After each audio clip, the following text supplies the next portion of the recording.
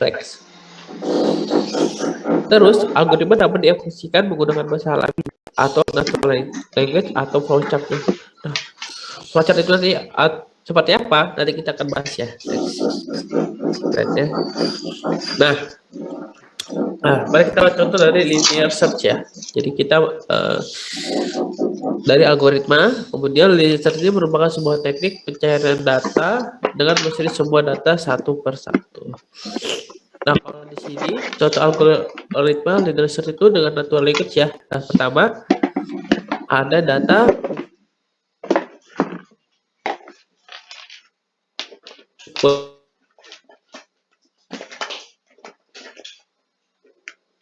bulan angka dalam array. Array itu integer, boleh ada aja ya dalam. Mungkin teman-teman kalau kemarin lihat JavaScript-nya kita udah pelajari tentang array juga ya di situ, cuma mungkin belum terlalu dalam. Coba secara sekilas doang. Nah, belum. Terus bilangan yang ingin dicari ditampung di dalam variabel x. Jadi variabel x ini adalah sebuah array. Terus hasilnya indeks atau urutan dari angka yang sama antara angka di variabel x dengan array. Terus satu mulai dari elemen kiri dalam array dan satu persatu dibandingkan x setiap elemen array. Jika x cocok dengan elemen, kembalikan indeks. Jika x tidak cocok salah satu elemen, kembalikan minus 1. Nah, algoritma itu seperti ini. Dia sebuah tulisan gitu ya. Dimana kita mau tulisan ini bisa membacakan linear search yang kita buat ya teman-teman ya. Gitu. Nah,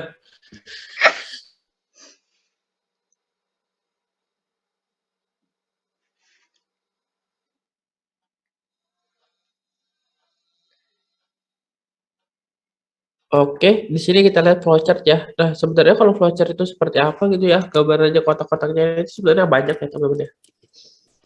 Nah, di sini kalian bisa cari gitu ya, flowchart algoritma.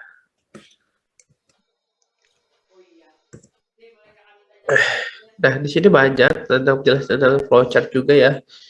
Terus dia ada punya desain-desainnya seperti ini, dan itu baik banget. Salah satunya ya untuk memecahkan masalah ya. Konsep awalnya itu dia akan memecahkan masalah cuma dari mulai, terus masukkan bilangan bulat, bilangan dibagi 2 dengan operasi sisa bagi. Kemudian ada pilihan di sini, jika saya dibagi 0, jika dia hasilnya genap, maka akan selesai. Terus jika dia ganjil sama aja ya, dia akan selesai gitu. Gitu ya. Di sini kita pengen memecahkan masalah tentang algoritma ganjil genap gitu. Jadi secara flowchart mungkin seperti ini gitu ya teman-teman ya, untuk mengatasi masalah algoritma ganjil genap. Kemudian sama seperti tadi, ini juga ada algoritma konversi suhu, di mana ketika kita mulai, kita inputkan dulu suhu dalam Celsius. Kemudian jika ada Fahrenheit atau seperti ini penilai caranya. Terus ketika dia yang hari ini dia akan seperti caranya. Terus dia akan tampilkan suhu dalam Fahrenheit maupun Fahrenheit ya. Akhirnya kalau dia udah tampilkan dia selesai gitu dong ya, secara konsep awalnya gitu. Nah, kita masuk ke pseudocode ya. Jadi ini ada cara menggambarkan suatu program. Terus pseudocode itu bukanlah program komputer, tidak memiliki sintak khusus seperti masuk program apapun, karena tidak ada ini. Makanya nggak ada eksekusi di komputer ya. Pseudocode itu bukan bahasa pemrograman ya. Dia itu adalah satu metode yang digunakan untuk mewakili suatu algoritma untuk suatu program. Jadi biasanya pseudocode ini pakai bahasa natural, bahasa kita. Jadi kita buat urutan tulisannya dari A sampai Z mungkin ya, kalau misalnya ada urutannya, sampai kita dapat akhirnya kita udah secara programan biasanya seperti itu. Terus kebanyakan tidak perlu dari bahasa seperti C, Lisp, atau Fortran ya, dan lain-lain. Terus sering kali algoritma disajikan menggunakan pseudocode karena dapat dibaca dan dipahami oleh programmer. Nah, pseudocode juga memungkinkan untuk memasukkan beberapa struktur kontrol seperti while, if, then else, repeat, until, for, else ya, yang ada dalam bahasa pemrograman. Nah, contoh fungsi linear search dengan pseudocode itu seperti ini. Dimana kita pakai tulisan bahasa Inggris ya, function, terus ada parameternya, kemudian ada for loop-nya, kemudian ada conditional if ya, jika list, index sama dengan short term-nya, kemudian return index gitu. Ya, after itu kita bisa lihat contoh penyesuaian ganjil genap juga seperti ini. Jadi ketika ada start, ada display muncul, masukkan nilai, masukkan numbernya gitu ya, terus kita baca numbernya, kemudian setelah number dibaca ada modulus, dua jika dia hasilnya 0, kemudian display number is even ya. Kalau selain itu berarti tinggal ditambahkan si out-nya. Ya seperti ini cara penulisannya ya. Dia bukan bahasa pemrograman tapi kita tulis secara logikanya aja, urutannya gitu. Oke, segitu aja. Ada pertanyaan nggak sebelum kita lanjut ke materi selanjutnya? Ini hanya tentang pengenalan doang ya, cara berpikir. Jadi kalau cara berpikir di awal tuh kalian bisa gunakan dua hal ini, algoritma ataupun pseudocat ya. Ada teman-teman yang pengen bertanya mungkin?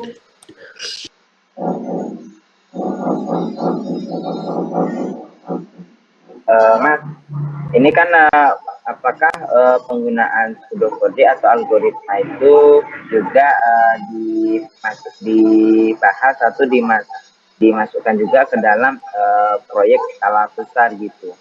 Apakah memang dibikin, kalau misalnya proyek besar nih, apakah kita memang bikin algoritma atau memang ada metode lain ya?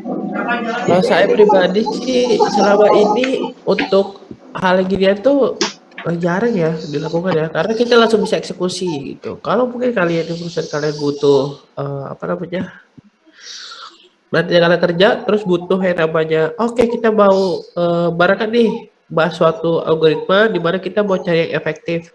Nah itu bisa kalian pakai gunakan metode ini dulu, terus kalian buat codingannya gitu. Tapi kebanyakan karena ini lama, buat gini tuh lama loh berpikirnya. Jadi biasanya kita pakai langsung aja implementasi gitu.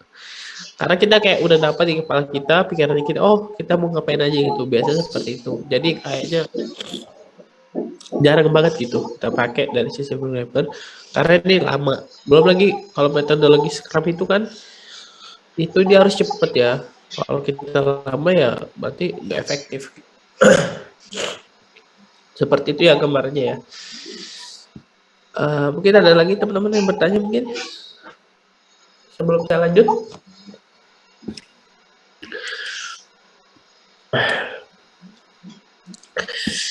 Oke, kita lanjut ke JavaScript introduction ya. Jadi selamat datang di JavaScript ya, kemarin udah sempat buat snack juga, walaupun dibuat secara belum belajar tapi udah buat, berarti kalian udah hebat lah. Secara ini udah tahu ya teman-teman gitu. Nah sebenarnya JavaScript itu awal dibuat untuk membuat halaman web lebih hidup aja. Jadi kayak buat interaksi dan lain-lainnya itu pakai JavaScript. Kemudian program dalam bahasa Inggris ini disebut script. Kemudian script itu dapat ditulis langsung di HTML, halaman web, dan dijalankan secara otomatis saat halaman dibuat. Script disediakan dalam eksekusi sebagai teks biasa dan tidak memerlukan persiapan atau kompilasi khusus untuk menjalankannya. Dan dalam aspek ini, JavaScript sangat berbeda dengan bahasa lain, yaitu Java gitu ya. Kemudian, nah saat ini JavaScript itu dapat dijalankan tidak hanya di browser, tetapi juga di server ya teman-teman ya, karena bisa ada backend ya. Bahkan ada juga konversi antara SQL dengan ini Squalise. Ini kayak batanya dari JavaScript ya. Kayak banget library-nya. Kemudian sebenarnya di perangkat apapun yang memiliki program khusus yang disebut JavaScript engine. Ya, pokoknya kalau semua apa namanya kayak sesuatu kayak komputer kalian ataupun apapun itu kalau dia memiliki engine yang bisa jalankan si JavaScript ya bisa running. Jadi browser itu memiliki engine tertanam yang disebut juga dengan JavaScript Virtual Machine. Nah, engine-nya itu setiap ini berbeda, ada nama aja yang berbeda sebagai contoh. Nah, di Chrome itu kenapa dia bisa running ya? Kalau kalian nih, sebenarnya kalian tuh bisa coding di Chrome. Ya, lihat ya, lihat saya coding di Chrome ya, di konsolnya aja. Terus saya mau pakai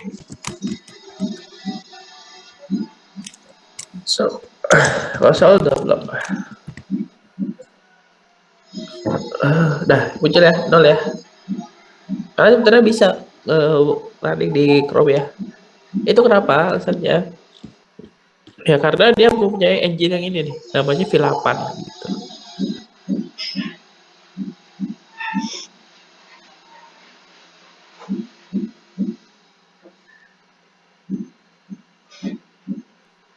Nah, V8 ini sebenarnya gunakan di mana aja gitu ya. Di sini ada Chrome, Opera dan Edge ya. Jadi ya semuanya bisa running ya untuk JavaScript karena dia ada engine yang bisa running si JavaScript sendiri. Nah, di Firefox beda, dia ada namanya SpiderMonkey untuk running si JavaScript-nya. Terus naik lagi ada Chakra untuk IE, terus ada JavaScript Core, Nitro, Squirrelfish untuk Safari ya, dan lain-lainnya. Nah, itu baik ya untuk diingat ya karena digunakan dalam artikel developer di internet. Gitu ya. Jadi kalau kalian berpikir kenapa JavaScript bisa running ya karena ada engine ini gitu. Nah, kemudian karena cakupan aplikasi yang luas, kita dapat juga menjalankan JavaScript dengan beberapa cara. Menggunakan tab konsol browser webnya, menggunakan Node.js ya. Node.js itu kan bisa running di lokal kita ya. Kita bisa running di komputer ya karena ada Node.js. Jadi teman-teman install Node.js itu ya salah satu fungsinya untuk running si JavaScript sendiri gitu. Terus dengan membuat halaman web bisa juga. Nah, JavaScript kalau semua aman, terus JavaScript tidak menyediakan akses low level ke memori atau CPU karena pada awalnya dibuat untuk browser.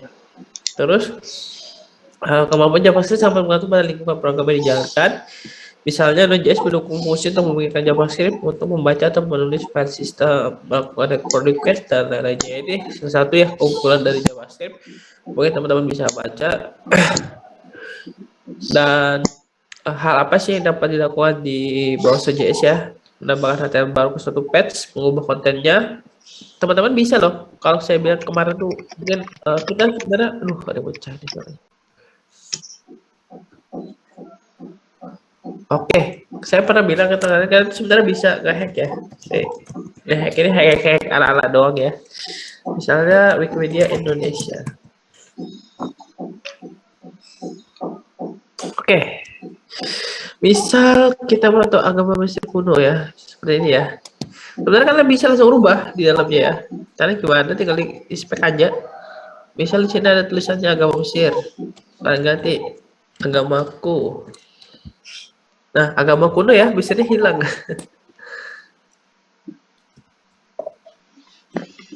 Ini kalian bisa gitu.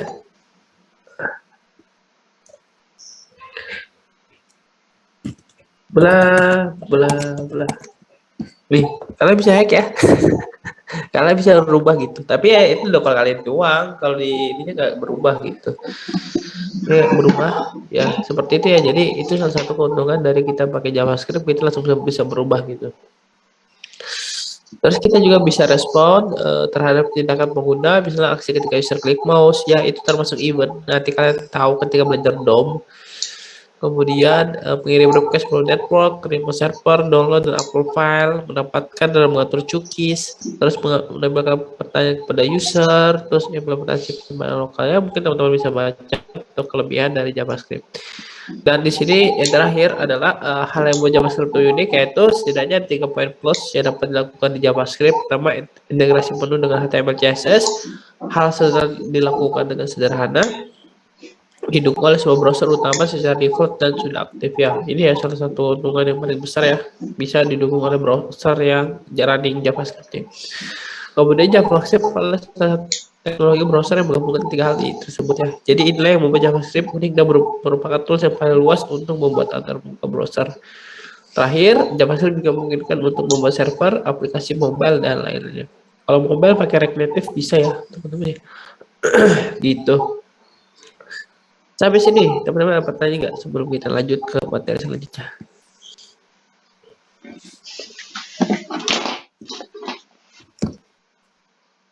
Udah pada bisa jadi hacker belum? Kalau mau jadi hacker bisa ya? Hacker HTML udah sih. HTML ya, CSS juga bisa kalau mau tambahin gitu.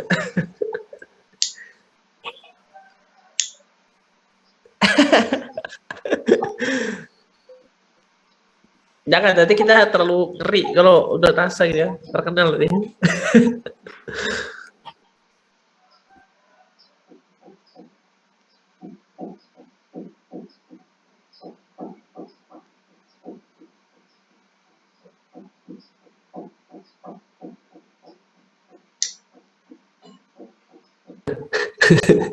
Kenapa nggak Google aja ya? Dasar terus yang ada kasihan deh.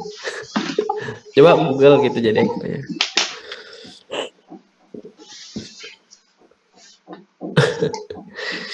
Oke, kalau nggak ada pertanyaan kita lanjut lagi ya. Oke, kita lanjut lagi. Oke, teman-teman, berarti kita lanjut lagi ya. Agak banyak sih. Ini aja masih sisa 2 materi lagi ya, nggak apa-apa. Karena ini banyak prakteknya, jadi tenang aja. Memang sekarang gak ada praktek karena ya belum prakteknya belum ya, belum ada. Kita prakteknya di sekarang. Nah, sebenarnya kita akan masuk ke variable on type ya. Sebenarnya tuh variable itu apa? Dan analoginya seperti ini ya, teman-teman ya. Jadi kita dapat dengan mudah membuat konsep variable jika kita membayangkannya seperti box or kotak ya. Untuk suatu data, terus dengan stiker yang unik yang ditempel di box tersebut. Misalnya variable message dapat dibayangkan seperti kotak dengan stiker message ya. Ini variable message itu ada kotak, terus ya namanya message gitu kotak itu. Dan kita mempunyai nilai ya halo. Ya halo itu di dalam kotak message ya.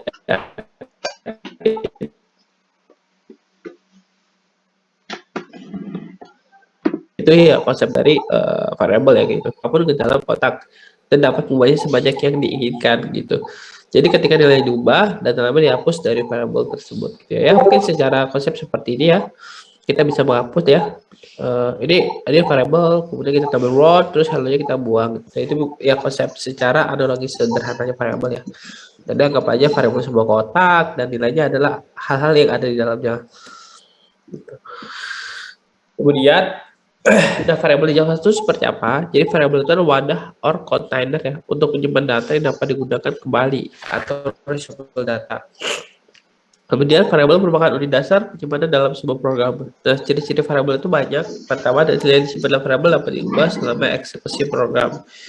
Terus variabel hanyalah nama yang disimpan di suatu lokasi atau halaman memori. Terus semua operasi yang dilakukan pada variabel mempengaruhi lokasi memori tersebut. Ketiga, sebuah variabel harus dideklarasikan sebelum dapat digunakan. Lihat ya, variabel itu harus dideklarasikan. Ya, pakai apa? Ya ini ada var let const ya. Ketiga ini. Tuh. Jadi jangan lupa untuk mendeklarasikan semuanya. Nah, terus Kak, kalau saya nggak deklarasikan gimana? Apakah error? Kita coba ya. Gue saya akan buat dulu. Ini desktop, terus mkdir rq javascript.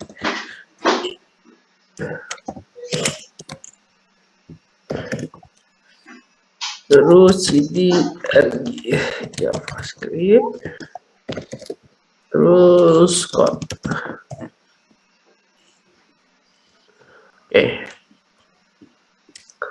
Tadi dikatakan bahwa si javascript itu harus di ini ya, dikasihkan deklarasi ya. Kalau saya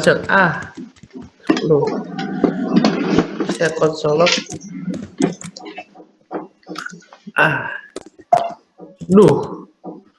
konsol log ya. Apa kita tadi? Jawabannya running ya.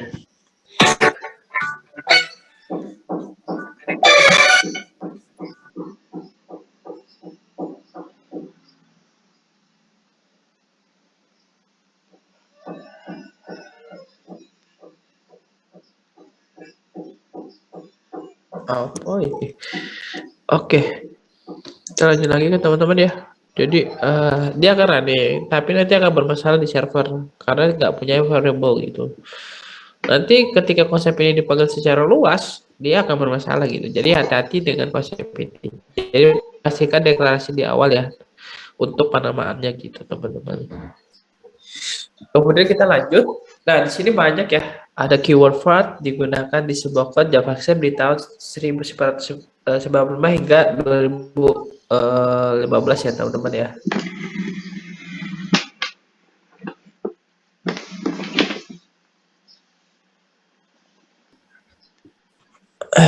Yaitu konsep awalnya. Jadi kalau misalnya kalian pakai keyword var ini ya berarti dari 1995 sampai 2015 itu dipakai ya untuk var ya. Kemudian muncullah keyword lead and cost ke JavaScript pada tahun 2015 gitu. Kemudian jika ingin konten yang dibuat misalnya di browser lama, kita harus menggunakan keyword font. Bayangkan ya, kalau misalkan teman-teman mungkin targetnya adalah browser lama, itu bisa dipakai dengan keyword font. Terus var ini bersifat global, dapat diubah dimanapun, var juga dapat dideklarasikan ulang. Jadi sifatnya seperti ini. Mungkin teman-teman juga harus ingat, karena biasanya kalau interview ini pasti ada nanya hal-hal gini nih. Kemudian let bersifat block scope dapat diubah, namun tidak dapat dideklarasikan ulang. Kalau const bersifat block scope, immutable, tidak dapat diubah, dan tidak dapat dideklarasikan ulang ya. Ini mungkin salah satu kelebihan dan kurangnya masing-masing. Silakan teman-teman baca. Ada juga block scope, jadi dalam JavaScript ditanda dengan simbol ini. Jadi kalau teman-teman tahu block scope, kenapa ada yang block scope? Maksudnya ketutup, ada yang global, dan nanti kita coba ya, ada caranya. Terus scope artinya pembagian program sering dicapai pada if, for, fit, lah. Ya, sekarang block scope itu seperti ini. Nanti kita lihat kenapa sih ada block scope, ada global gitu ya. Betul, nanti kita lihat. Nah, kita coba ya. Jadi kita sekarang ngoding secara enak gitu ya. Oke, saya akan kasih codingannya kalian.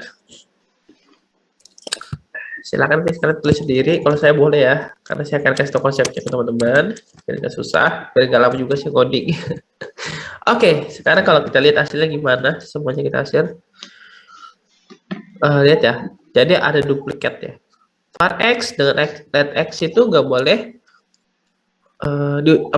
variabel itu nggak boleh di assign secara sama ya. Kalau udah dideklarasikan ya. Makanya ada hello namanya syntax error di let ini. Karena kita nggak boleh mendeklarasikan ulang variabel yang udah kita buat ya. Kayak misalnya x di atas x sudah pakai var terus kalian berubah jadi let, itu nggak bisa teman-teman ya. Harus dirubah dengan konsep lainnya. Kayak misalnya let a sumber kalian apa namanya ya, gitu. Oke, dan juga dia block scope, artinya berarti nggak boleh berubah. Kalian komen aja, nah biar bisa dia hilang gitu. Kita coba dulu satu-satu untuk kalian biar tahu konsepnya ya gimana. Nah, kalau kita lihat di sini, kita kan deklarasikan ulang ya, var x hello, var x world. Itu akan jadi seperti apa? Apakah hello atau world? Mungkin teman-teman bisa jawab di chat. Kira-kira jawabannya apa nih? Hello atau world? Jadi word, Mas. Oke, gue catat ya. Ayo, ada lagi mungkin yang punya jawaban? Sembarang aja jawabnya. Boleh banget nih. Di chat aja untuk jawabannya. Ada tim hello atau ada tim world? Jawabannya mungkin.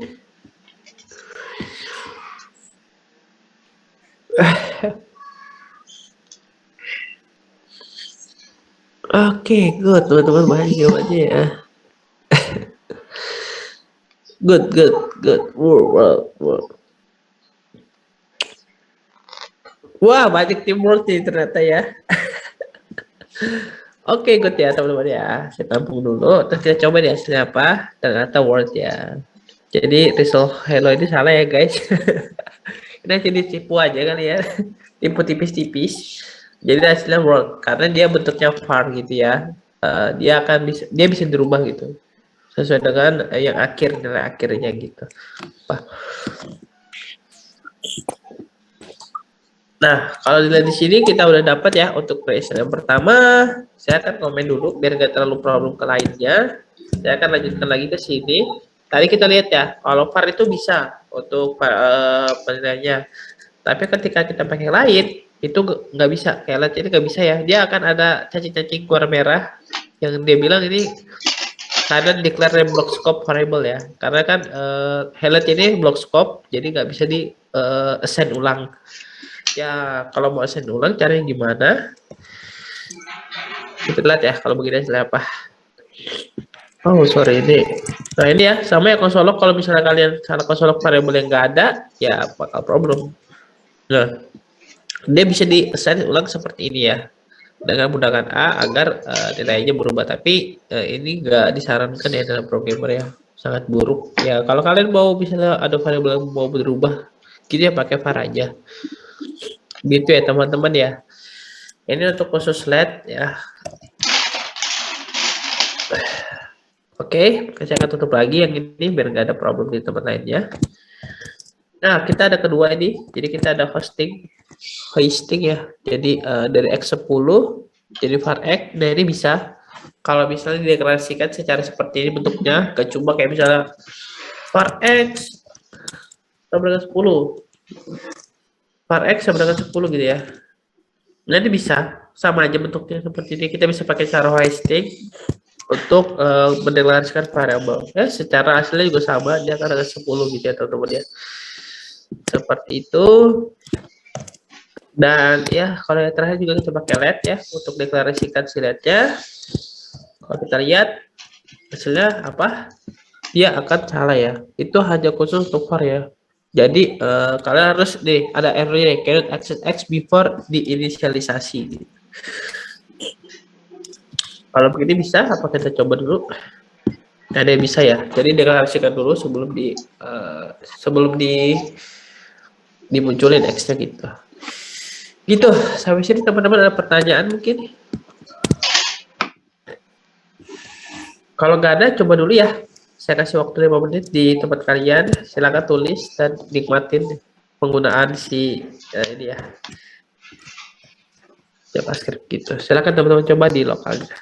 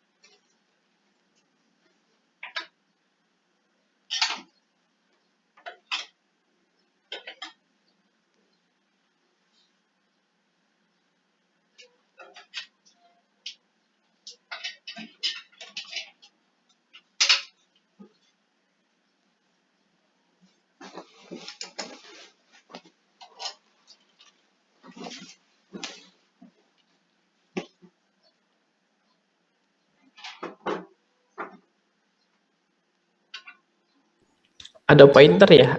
Saya kurang ini sih. Coba saya searching dulu ya. Kalau nggak salah sih nggak punya, itu kayaknya C++ doang. Ada beberapa codingan deh yang punya pointer. Kayaknya dia nggak punya pointer deh. JavaScript. Coba saya ingat ya.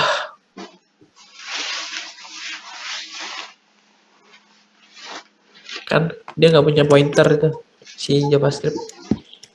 Makanya dibilang bahasa programmer yang aneh, tiba-tiba muncul. Kalau orang yang pakai Golang, sering pakai Golang, nanti kalau pakai JavaScript pasti dia bilang, ini kok bisa begini lagi. Ada aja sih. Sip, marah.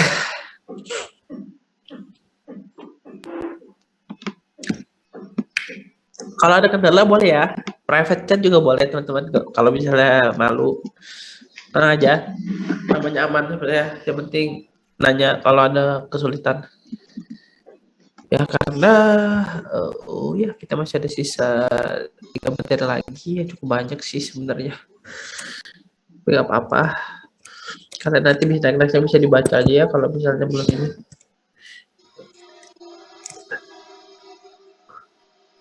Ini 20.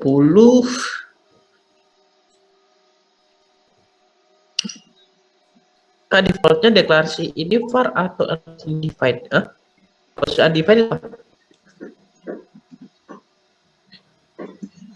Itu Kak, kalau misalnya lupa nentuin masuk varlet atau const, dia nggak terdefinisi atau termasuk variabel? Undefined bro, nggak boleh ya undefined. Pastikan biasanya orang pakai tuh let. Kalau nggak cons itu nanti kayak nilainya kalian yang udah dikasih variabel nggak boleh berubah-ubah, ya udah pakai cons aja gitu. Biasanya 2 hal ini kepake gitu. Oke, makasih Kak. Oke, thank you Natasha, ini bagus.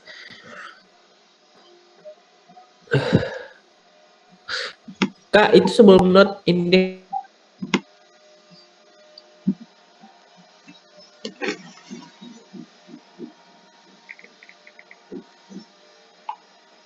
index.js diberi persen. Enggak, not index.js.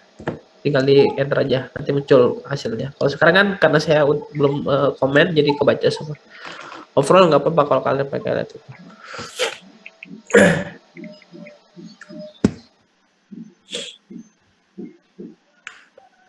Habis dimasukkan kode seperti kakak diapain ya? Kode maksudnya ini ya, langsung di running aja, Mas. Jadi caranya runningnya gini, Mas. Ini kan ada filenya not index.js. Saya ngerunning, caranya tulis not. Aduh, nggak bisa nih, kenapa nih? Error kah terminal saya? Runningnya gampang, tinggal. Aduh, sorry guys, ini error ini saya. Nah, tinggal route index.js. Index.js dari mana? Dari nama file yang kita pengen running, ya gitu. Nah, nama running, kalau mau kasih ya.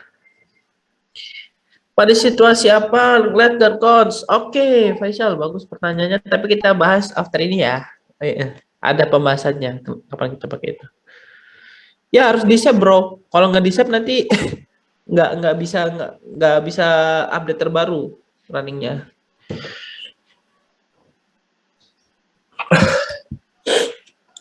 Masih banyak yang bertanya. Saya sisakan 2 menit lagi ya. Mungkin teman-teman biar bisa coba dulu.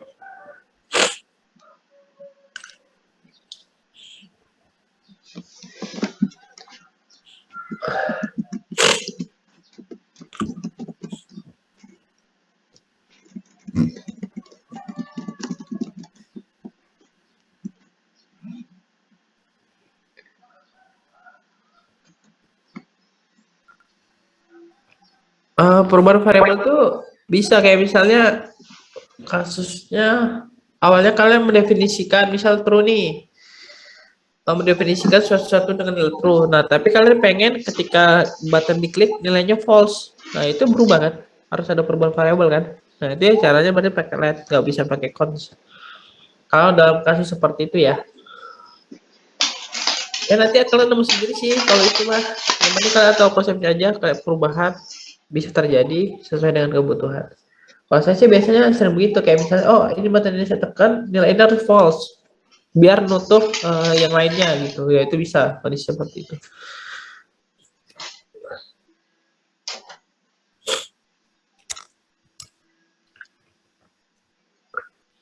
Oke, sudah 2 menit. Udah cukup kah untuk sekarang atau ada yang belum? Gak apa-apa ya, kalau yang belum nanti boleh lanjut lagi.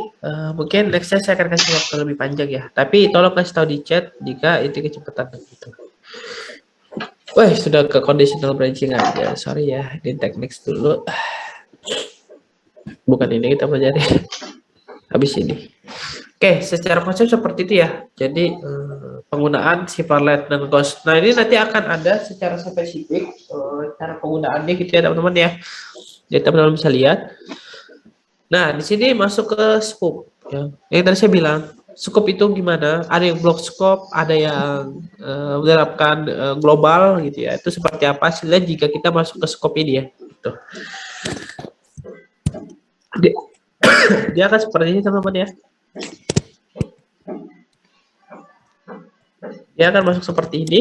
Ya, kita belajar pakai scope ya ini ya. Ketika kita save, udah oke, running lagi, enter. Nah, dia akan muncul ya, satu doang, nilai A. Kenapa A? Karena A ini global. Jadi scope yang di sini dia bisa diakses di luar setelah adanya tutupan ini. Tapi kayak LED codes itu nggak bisa diakses karena ini bersifat box scope. Jadi ya hasilnya nol walaupun kita udah definisikan gitu ya. Gitu. Silakan teman-teman coba. Saya kasih waktu 5 menit untuk memahami scope ini. Karena ini yang penting ya gitu. Kalau ada pertanyaan boleh private chat maupun unmute ya. Silakan teman-teman coba.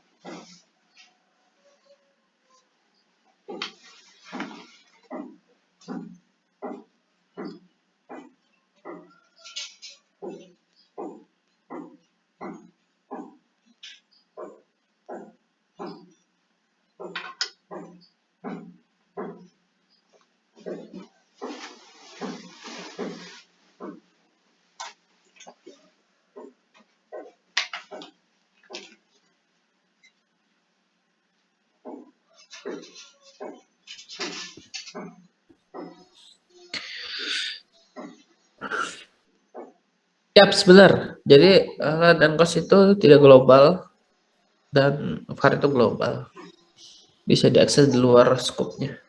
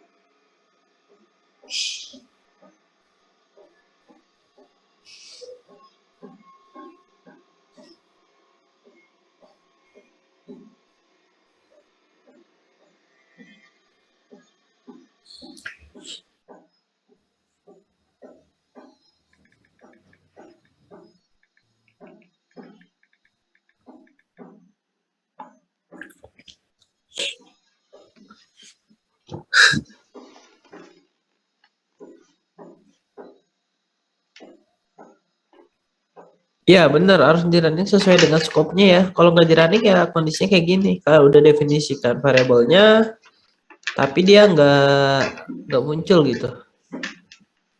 Kak, kok saya di var A-nya merah ya? Hah? Var A merah berarti di kamu nanya di mana, Meliana? Di ini kan? Rescott ya? Coba copy paste ini deh. Bisa nggak? Bisa ya. Copas dulu, takutnya kamu ada salah nulis.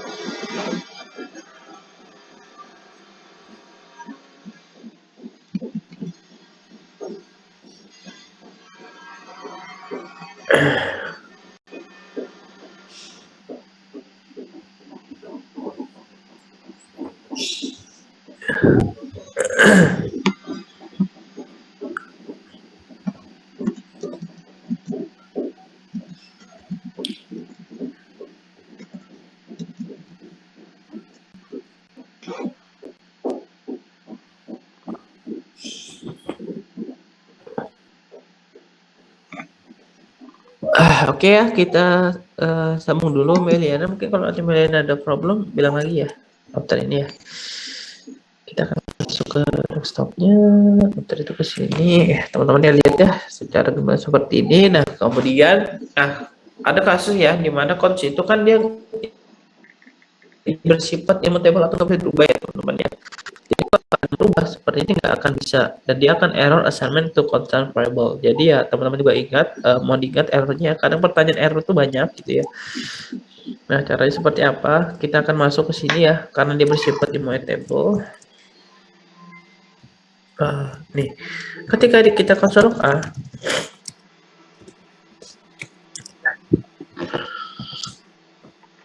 nah dia kan error ya, jadi nggak bisa ngerubah secara ini, kecuali LED itu bisa dirubah. Dia kan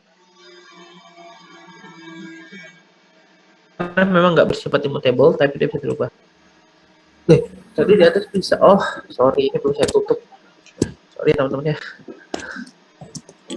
Belum saya tutup, jadi dia ngikut. Nah, dia akan salah di sini. Salahnya assignment to constant variable. Jadi variable yang bersifat tidak bisa dirubah itu const ya. Jadi ya ini kalian bisa kondisinya ini nggak boleh dirubah-rubah nih kondisinya nih. Ya udah pakai const aja gitu. Kalau LED dia bisa rubah, muncul gitu. Nggak ada error apa-apa. Karena dia sifatnya bisa dirubah gitu. Makanya dari sini nggak bisa ya dirubah ya. Gitu. Nah mungkin saya kasih ke teman-teman, silahkan di chat biar kita nggak terlalu lama ngodingnya juga karena waktu kita terbatas. Kemudian nah variable const itu memang tidak bisa di-assign ulang, tetapi value dan property dalam suatu array objek tuh bisa dirubah ya. Nah caranya gini, kalau ada objek, ini objek namanya, walaupun kalian belum belajar, lihat dulu ini objek, terus ada ID dalamnya sama name Andi gitu. Ketika kita mau rubah objek.add, padahal constnya objek ya. Nah itu bisa dirubah nilai ID-nya, X-nya ya, bisa nambah gitu. Padahal kan harusnya ID name doang gitu. Nah kalau udah bersifat objek dia bisa dirubah ya teman-teman ya. Tuh, kalau kita lihat seperti ini hasil gimana gitu ya. Dan dia akan seperti ini gitu. Jadi const objeknya ID name-nya Andi. Kalau kita console log itu,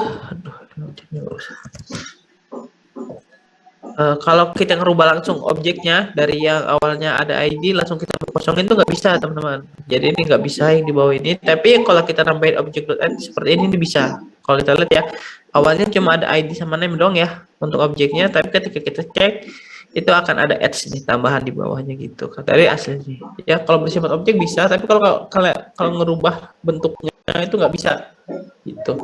Kalian nambahin, ngurangin tuh bisa. Gitu ya. Nah, seperti itu. Silakan teman-teman kalau mau coba, saya kasih di ininya kalian chat. Itu pakai control slash, bro. Di apa di ini dulu. Apa nih? Lupa saya namanya.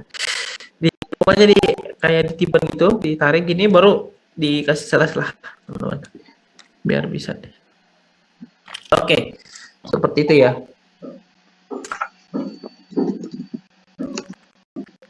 Kemudian sama kayak waktu kita menggunakan array gitu ya. Array ini sama.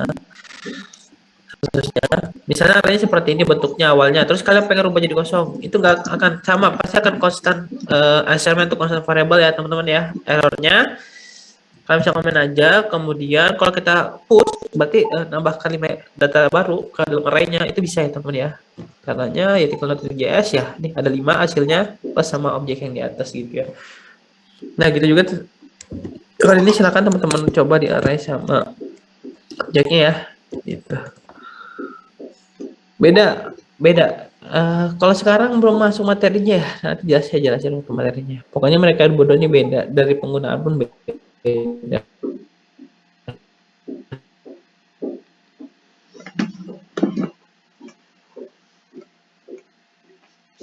Walaupun nanti bisa digabungin. Kalau biasa di dalamnya. Kalau secara penggunaan beda ya nih. Kalau misalnya kalau dilihat aja secara sekilas gini ya. Kalau array itu nggak punya value ya, kayak gini. Terus nggak punya yang namanya variable. Nah kalau di objek bisa dibuat variable, terus objek gitu. Ini aja dulu awalnya, nanti sisanya kita lanjutin di tempat lainnya.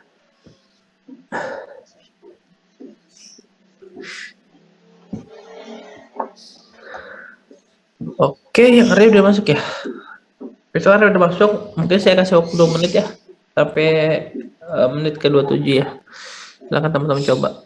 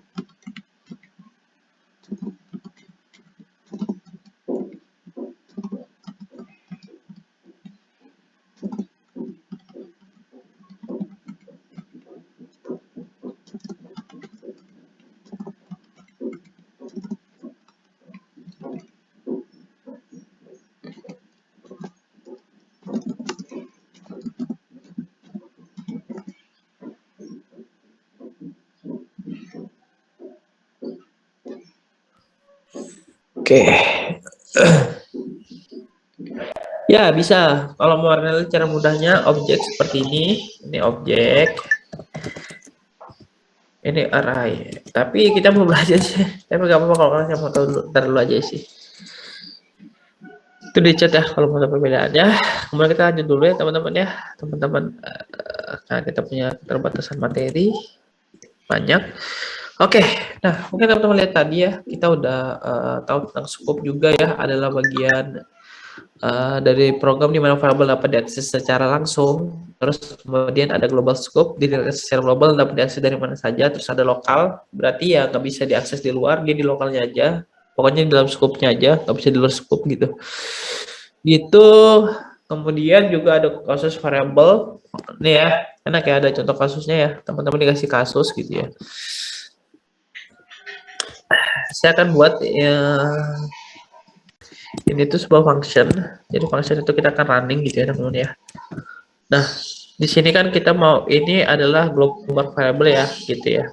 Terus let ini mau diakses di dalam di global. Pertama ada lokal nih ya. Ini lokal, di dalam satu lokal, terus ada global. Global ini mau diakses di dalam isi skupnya ini. Apakah bisa ketika kita nyimpan ya? Nanti kalau kita lihat hasilnya, aduh, nah ini ya kasus belum saya save ya, nggak bisa running. Nah, gini ya. Jadi global variable itu bisa diakses di dalam sini. Global var ketika kita pakai let, kemudian local var ya bisa diakses juga. Seperti ini ya secara hasilnya ketika kita running ya gitu. Silakan teman-teman coba di lokalnya ya. Saya kasih codingannya biar nggak terlalu lama, tahu konsepnya aja. Jadi sebenarnya kenapa itu bisa terjadi ya? Nah, saat kita menggunakan fungsi found, outputnya menunjukkan bahwa variabel global dan lokal dapat diakses di fungsi karena kita dapat melakukan console log gitu ya. Kita melakukan console log. Terus ini mengatakan bahwa di dalam fungsi kita bisa memiliki akses ke variabel global atau dideklarasikan di luar fungsi, dan variabel lokal dideklarasikan di dalam fungsi ya. Dideklarasikan luar fungsi itu variabel global, dideklarasikan di dalam fungsi adalah ini ya. Ini global, ini lokal gitu. Kita pengen tahu kalau di dalam ini muncul nggak, ternyata muter ya. Seperti itu teman-teman. Kemudian, nah di sini juga ada ketika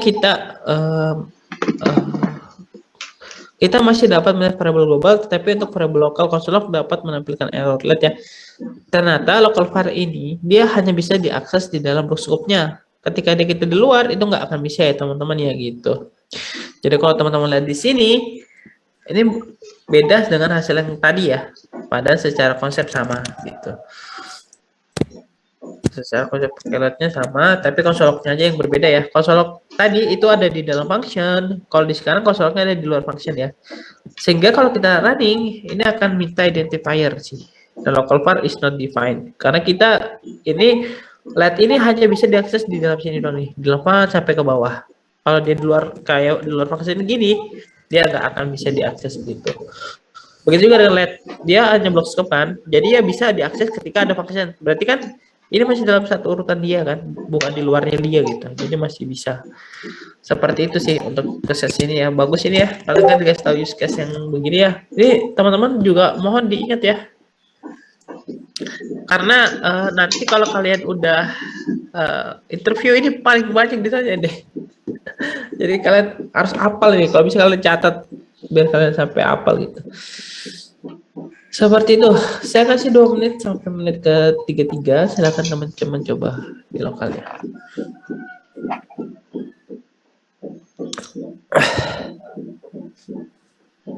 Ini global value udah nggak ya?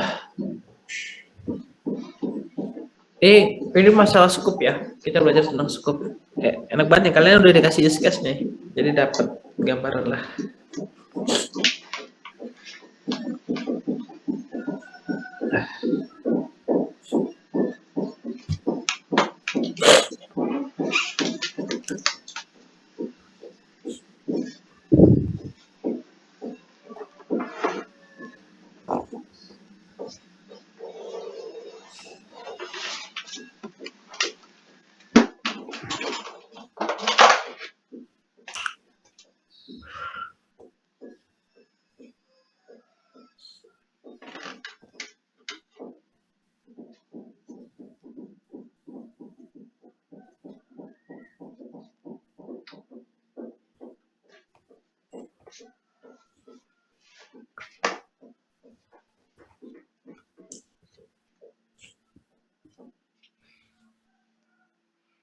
Ya memang local var-nya not defined, Nisa. Yang terakhir ya. Kalau yang di atas ini harusnya nggak not defined. Kalau yang terakhir not defined. Kalau yang di atas ini dia bisa diakses karena di dalam function.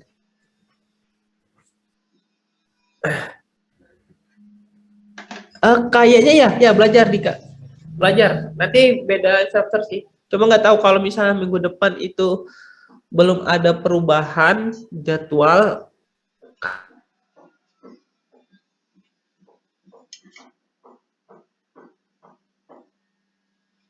Cuma instrukturnya berbeda. Cuma kalau udah dibagi ya berarti kalian sudah sesuai sama instruksinya masing-masing sih. Gitu. Nah, fungsi fun ini manggil si function ini. Kayaknya belum belajar function ya. Nanti ya, ini pokoknya namanya function. Kita panggil biar dia bisa nge-running di yang di dalamnya gitu. Oke, Ratu. Oke ya. Kenapa error yang kedua? Kalau kalian lihat, kalau let kita bilang dia adalah block scope ya. Jadi kalau dilihat di sini, block scope itu bisa diakses hanya di bawahnya dia. Lihat nih. Semua variabel ada di bawahnya dia bisa diakses. Kayak contohnya di atas. Construct global kenapa bisa di running? Karena si global itu adalah di atas dan dia bisa diakses di bawahnya. Gitu ya. Kecuali sekarang kan kondisinya local var ini kan ada di dalam. Terus kita construct dia di luar. Sedangkan dia di luar scope-nya kan. Jadinya ya. Scope-nya itu ini, block scope-nya ini. Nah, ini udah berarti kalau kita udah di luarnya berarti kita di luar scope-nya. Ketika kita mau kasih local var itu nggak bisa. Karena local var ini block scope, dia pakai fungsi let, makanya dia nggak bisa gitu. Kalau teman-teman mau misalnya, oh saya perlu banget ya kita harus akses di dalam. Itu bisa pakai rencana kayak misalnya var dulu ya. Di var dulu atau enggak nanti teman-teman bisa pakai ini apa? Local var-nya ditaruh di luar aja biar bisa diakses. Gitu, seperti itu aja ya. Seperti itu sampai sini paham nggak? Untuk materinya nanti kita pokoknya belajar JavaScript yang kedua. Cuma saya nggak tahu ini materinya apa. Materinya kayaknya ini deh. Pokoknya JavaScript. Entar nanti kita mau belajar function atau enggak lagi sih. Gitu. Pokoknya sampai akhir ini nanti kita belajar switch sama if else sih. Sampai nanti ini selesai gitu. Oke, nanti ya saya lihat dulu after it deh, after kasih tau kalian yang ini. Oke, nah ini memang target saya ini nggak terlalu lama ya teman-teman ya. Mungkin sekitar 8.40-an enggak 50-an ini udah selesai, baru saya akan masuk ke if else ya. Biar kita ada sesi tanya jawab ya, sisanya tinggal baca-baca ya teman-teman ya, karena banyak banget nih materinya. Oke, nah tipe data di JavaScript itu sebenarnya ada dua jenis ya. Pertama ada statistical type language, di mana setiap variabel dan tipe data sudah diketahui pada waktu kompilasinya. Kemudian setelah variabel dideklarasikan sebagai tipe data tertentu, nah variabel tersebut tuh tidak dapat menyimpan nilai dengan tipe data lainnya. Contohnya seperti C, C++, dan Java ya. Yang kedua disebut dynamically typed language ya, di mana tipe ini dapat menerima tipe data yang berbeda dari waktu ke waktu gitu. Nah, JavaScript merupakan tipe yang kedua-keduanya. Contohnya lainnya seperti Ruby dan Python ya, mereka berduanya sama gitu. Nah, mungkin kalau di Java kita bisa pakai integer X ya, berarti kita kasih integer ini untuk variabel bertipe nilai integer. Kemudian string ini untuk bernilai string ya. Nah, tapi kalau di JavaScript itu bebas. Yang penting kalian deklarasikan dulu tipe variabelnya apa. Misalnya let x ini integer kan, kita nggak perlu lagi kayak ngasih tahu ini harus integer gitu. Jadi udah disimpan secara dynamically type ya, secara ini gitu ya. Dan juga dia bisa sama kasih let name-nya ya, pakai string gitu. Jadi teman-teman nggak perlu lagi kayak Java untuk ngecek conditional buat variabelnya gitu. Nah, teman-teman bisa cek aja di lokalnya kalian kalau mau tes ya gitu. Nah, di sini ya. Gitu. Kemudian kita lanjut lagi. Jadi dalam JavaScript variabel dapat menerima tipe data yang berbeda-beda nih, teman-teman. Variabel tidak dapat terikat oleh tipe data tertentu. Nah, terdapat 8 tipe data dasar di dalam JavaScript, yaitu ada number, big integer, string, boolean, null, undefined, object, dan simbol ya. Ini merupakan dasar-dasar yang kita bisa pahami. Nah, tipe data pada dasarnya adalah tipe atau jenis dari suatu data yang dapat digunakan dan dimanipulasi. Ingat ya, bisa dimanipulasi dan digunakan dalam suatu program gitu. Nah, kalau teman-teman lihat di sini ada let message, hello, kita rubah let message jadi 1, 2, 3, 4, 5. Nah, ini tidak terjadi error karena sifatnya yang dinamis, dapat menerima tipe data yang berbeda-beda ya. Ingat ya, ini ke salah satu menurut saya kemudahan. Jadi kalian tuh nggak usah define satu lagi kalau dia tiba-tiba berubah nilainya dari string menjadi integer. Tapi ini langsung bisa diakses gitu ya teman-teman ya. Dan teman-teman kalau mau coba silakan di lokalnya ya. Ini saya jelaskan aja secara ini. Karena tadi kita udah bercoba. Oke, kita lanjut lagi. Nah, kalau number itu let A sama dengan 1, 2, 3, 12. Ini ada float, jadi kayak ada koma 345 A plus B A kali B itu bisa dilakukan ya. Nah, tipe data number, jadi kalau di sini let's say sama A di sini plus B, berarti tinggal aja tuh 123 tambah 12,5 ya. Kita bisa juga melakukan penjumlahan di sini ya. Nah, tipe data number mewakili bilangan bulat, integer, dan juga desimal, floating point. Ada banyak operasi yang bisa dilakukan, perkalian, pembagian, pengurangan gitu ya. Kalau teman-teman lihat, kayak misalnya, oh saya mau tahu dong, perkalian itu bisa running nggak sih di JavaScript? Itu bisa ya teman-teman ya.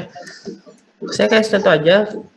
Saya akan mau konsolok yang C, berarti ini penjumlahan ya, yang C. Ini kan berarti A tambah B ya, yang C. Kalau kita lihat, itu akan hasilnya 123, 135, 345 gitu ya teman-teman ya. Kalau kita yang D, sama ya, ini akan nilainya seperti ini gitu, berdasarkan perkalian dilakukan. Jadi kita bisa melakukan perkalian ya, gitu. Silakan teman-teman coba, mungkin di lokalnya saya akan kirimkan.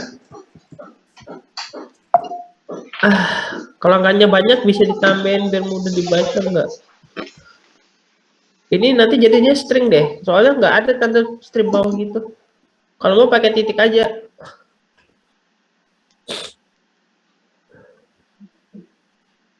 Kontrol slash mas. Mas Umar ya.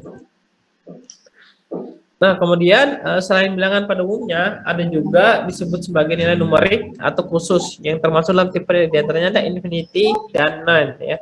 Jadi melakukan operasi matematika bisa dikatakan aman di JavaScript. Kita bisa melakukan apa saja seperti membagi nilai 0, memperlakukan string non numerik sebagai angka dan lain-lainnya gitu. Nah, sebenarnya kalau infinity itu seperti apa ya? Ini ada, kita bisa melakukan infinity di sini ya teman-teman ya. Ketika kita mau, misalnya di sini lihat A, saya akan komen ke sini, kemudian saya not index.js. Coba di sini. Salah lagi masalah. Nah, hasilnya infinity ya, sudah bagi 0 bisa hasilkan infinity. Itu teman-teman ya. Saya akan kirimkan lagi ke codingannya, silahkan coba. Nah, terus juga ada yang namanya none nih. Jadi mewakili kesalahan komputasi. Jadi kalau misalnya teman-teman nanti lihat, loh, hasilnya none. Nah, ini ya, kesalahan komputasi gitu. Ini adalah hasil operasi matematika yang salah atau tidak terdefinisi. Jika ada none di suatu perhitungan, matematika akan mempengaruhi ke seluruh hasil perhitungan. Lihat ya, string ditambah none ditambah 1 ya hasilnya none. 3 ditambah none sama dengan none. Terus ada string, terus kita bagi 2 kurang 1 masalah hasilnya none. Ingat ya. Jadi kalian nggak bisa melakukan pembagian dengan string ya. Jadi pastikan nilai-nilainya sama. Gitu. Silakan di konsol aja teman-teman untuk mencoba sinannya ya. Keadaannya. Ya itu aneh memang. Kalau JavaScript itu kadang aneh komputasi penilaiannya. Jadi itu aneh ya memang. Kadang seperti itu ya. Mohon dimaklumin JavaScript-nya. Jadi memang kalau untuk operasi perhitungan jangan pakai ini deh, mending pakai Java. Kalau buat website dong sih oke-oke aja. Gitu.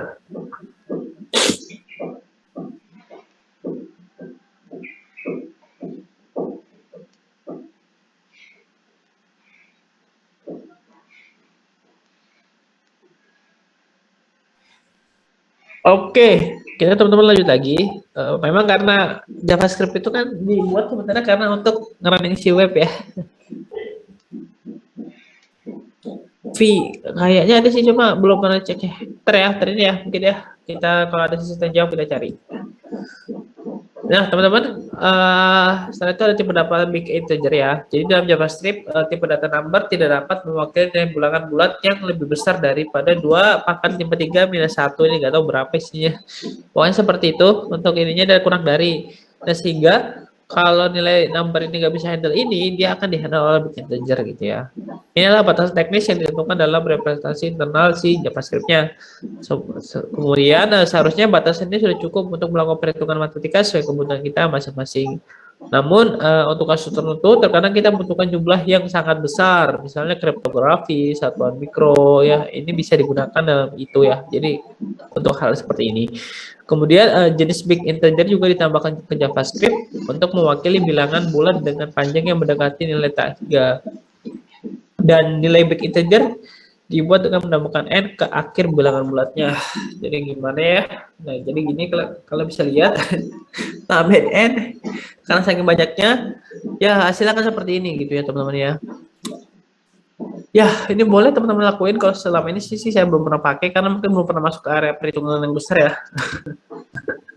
Kalian udah cukup ya, saya mungkin kasih tahu aja ke kalian. Kalau mau pakai silakan sesuai dengan butuhnya kalian gitu ya. Oke, saya akan lanjut lagi ya teman-teman ya. Nah, di sini tuh ada string. Jadi biasanya tipe data string ini digunakan untuk menyimpan teks. Kita udah tahu juga ya. Terus kemudian JavaScript tuh referensinya di akhir dengan tanda kutip. Kemudian ada 3 jenis sih tanda kutip yang dapat dipakai di deklarasi string ya. Pertama, kita bisa pakai yang double quotes ya. Kalau teman-teman bilang, ih saya mau definisikan dengan single quotes, itu bisa juga. Saya lihat A sama dengan single quotes-nya hantu gitu ya. Ini bisa juga teman-teman ya. Silakan teman-teman kalau mau coba. Tapi kalau konsolkan sama aja. Cuma kalau saya auto save jelas berubah sih. Jadi nggak bisa. Tapi teman-teman pasti bisa. Atau kalau saya coba di konsol aja biar teman-teman tahu ya. Nah, aduh, sorry guys. Inspect dan then kita coba di sini ya. Konsol H1 ya. Kalau ya udah kalau dari sini ya gampang ya. Misalnya saya mau pakai single quote, apa bisa? Bisa. Tentu gitu ya. Kalau di enter nah tentunya ada ya gitu. Udah running gitu ya teman-teman ya. Gitu kemudian oke.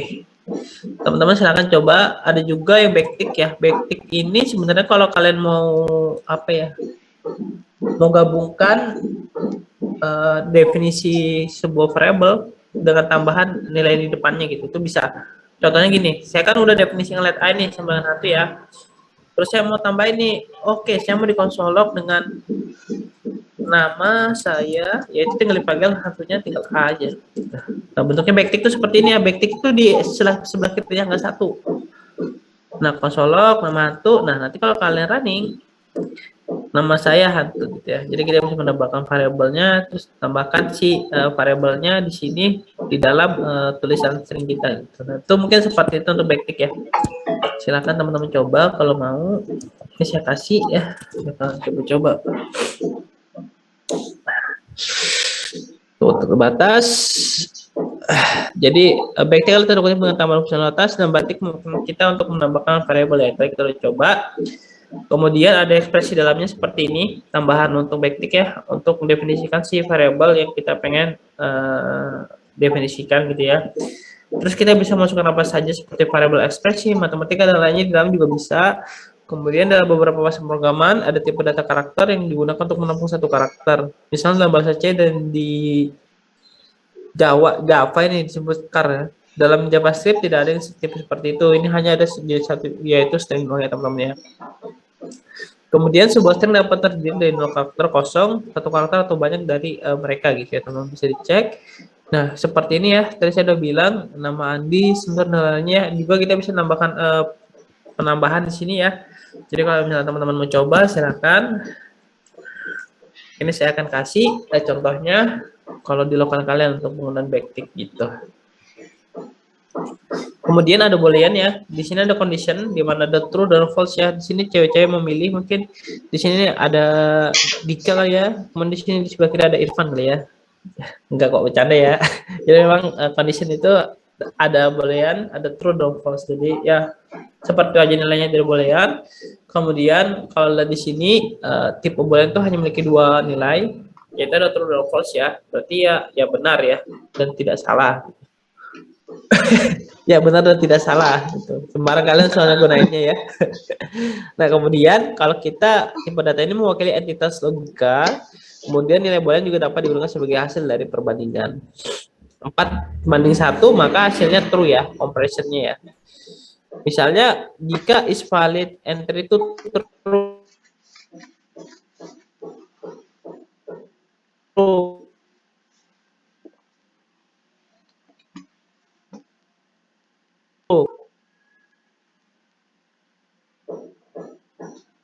bukan lain mau apa gitu. Jika if, tapi kalau perempuan disuruh benar salah gimana tuh? disuruh pilih benar salah. Oke, secara nilainya seperti itu ya, true false ya, true false doang. Kalian juga bisa kasih awalnya kondisinya integer ya, tapi kalau kalian konsolog maka hasilnya akan true ya. Itu bisa lo seperti itu. Nanti kalian akan butuh seperti apa ya, next kita lihat ya. Kemudian ada juga skor 0 ya, nilai 0. Nah, dalam Java khusus ada nilai khusus yang mewakili nilai kosong atau empty ya, atau tidak diketahui. Kemudian nilai 0 bukan merupakan salah satu bagian dari tipe data yang dijelaskan di atas. 0 merupakan tipe data khusus yang mewakili satu nilai yaitu 0. Kemudian dalam JavaScript, 0 bukanlah referensi ke objek yang tidak ada atau pointer 0 seperti dalam beberapa bahasa program lainnya. Nah, kode di atas menyatakan bahwa nilai dari variable score tidak diketahui. Itu bisa dilihat. Kemudian juga ada undefined ya. Nah, tipe data undefined ini merupakan tipe data yang berbeda dari tipe data lainnya. Tipe ini sifatnya unik sama seperti 0. Nah, arti dari undefined adalah nilai yang belum ditetapkan. Jadi kalau belum ada suatu nilai yang belum ditetapkan, hasilnya tuh ya kayak gini ya, undefined gitu. Silakan teman-teman coba kalau buat undefined. Nah, kemudian jika suatu variabel dideklarasikan tapi tidak ditetapkan maka nilai tidak terdefinisi. Kayak seperti ini ya teman-teman ya, kita lihat ya. Nah, terus kemudian, secara teknis kita dapat secara eksplisit menetapkan nilai suatu variabel sebagai undefined nih. Kemudian, tapi hal ini tidak disarankan. Biasanya seorang menggunakan 0 untuk menetapkan nilai kosong atau tidak diketahui ke variabel sementara. Undefined digunakan sebagai inisialisasi variabel untuk nilai yang belum ditetapkan. Di sini kayak ada let name, adi, name-nya undefined ya. Contoh name-nya ya undefined. Ini bisa kalau seperti ini. Gitu. Karena letnya sifatnya berubah ya, jadi kalian bisa berubah nilainya gitu. Itu di chat udah saya kirimkan untuk percobaannya. Kemudian ada objek, tadi kita berbicara tentang objek ya. Nah, semua tipe data yang disebut primitif karena nilainya hanya dapat berisi satu hal tertentu, baik itu string, number, dan lainnya. Sementara itu objek digunakan untuk menyimpan kumpulan data dan entitas yang lebih kompleks daripada array ya. Ini ingat ya, berarti bisa dibilang dia bisa mengumpulkan data entitas yang lebih kompleks. Kemudian sebuah objek dapat dibuat menggunakan kurung kerawal. Ingat ya, tadi kita pakai kurung kerawal. Beda banget kalau array pakai array gitu ya.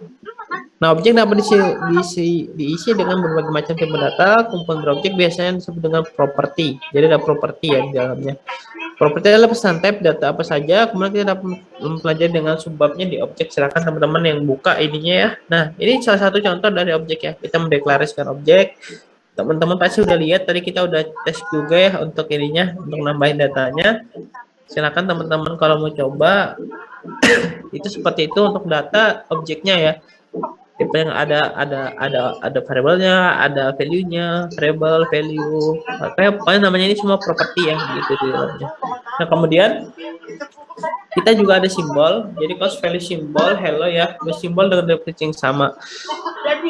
Ada simbol hello ya. Nah, tipe data simbol digunakan untuk identifikasi terhadap suatu objek. Simbol bersifat immutable, primitif. Nah, immutable berarti nggak bisa dirubah dan unik ya.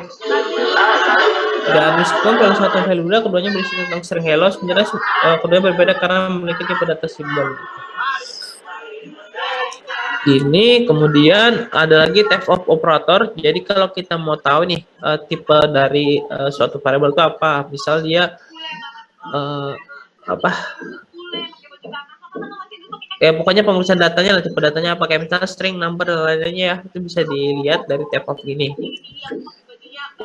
Type of 0 juga bisa merupakan objek kesalahan dari beberapa. Nah, mungkin teman-teman bisa baca nih, kalau kita misalnya kita mau tahu nih name ini sebenarnya apa.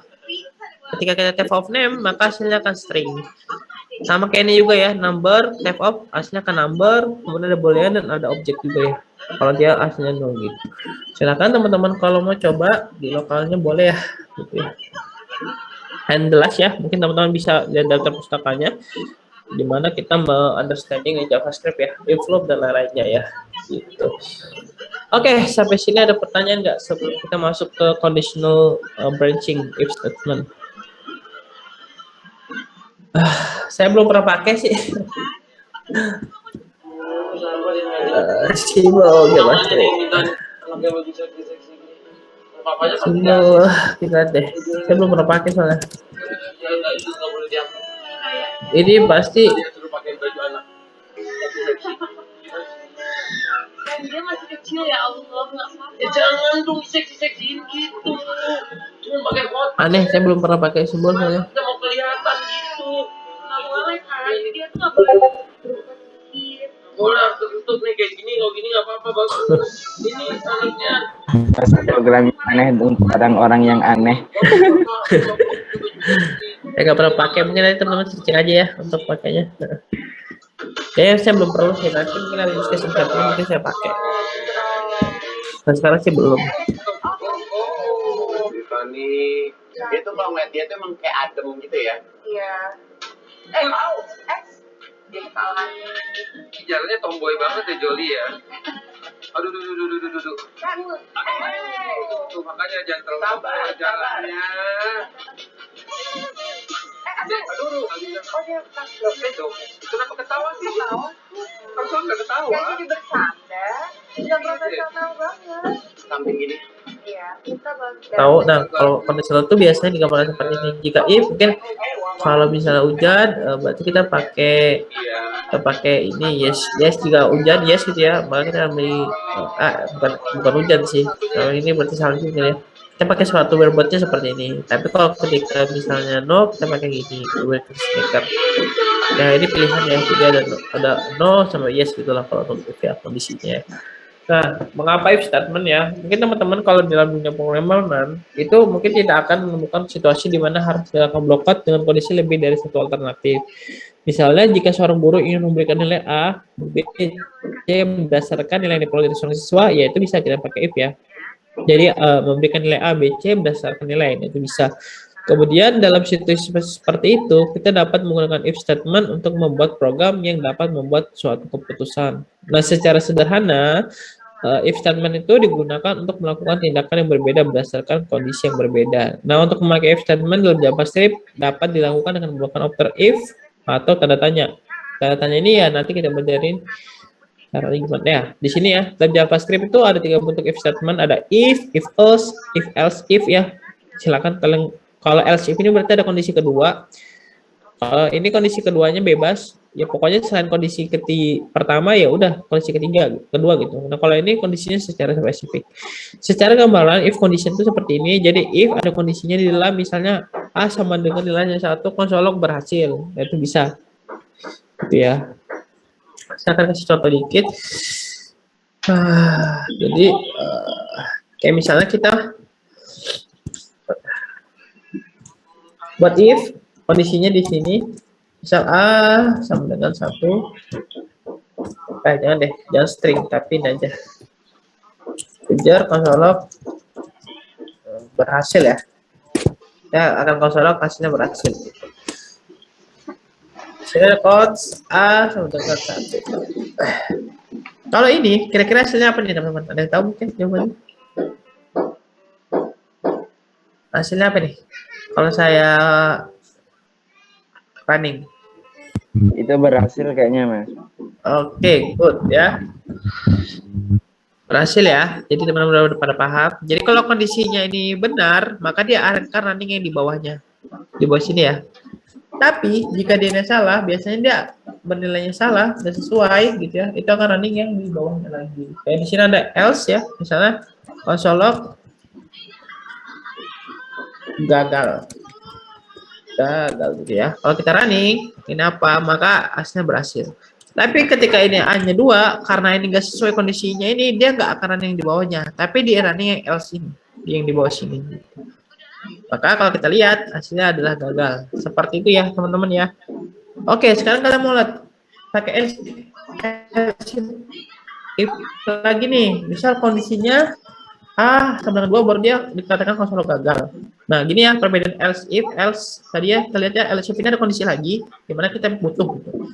Ketika dia running, nah bener ya, jadi langsung ke running ke gagal gitu. Kalau misalnya 3, dia akan running kemana? Nah biasanya ini kita buat aja condition else-nya.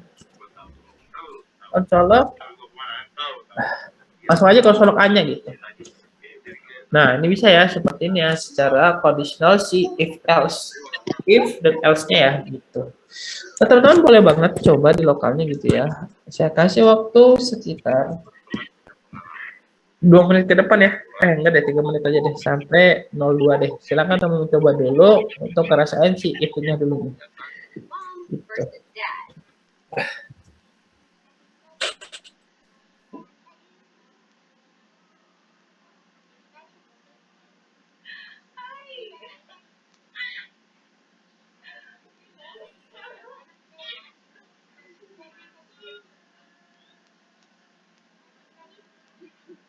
Coba dulu untuk sekarang.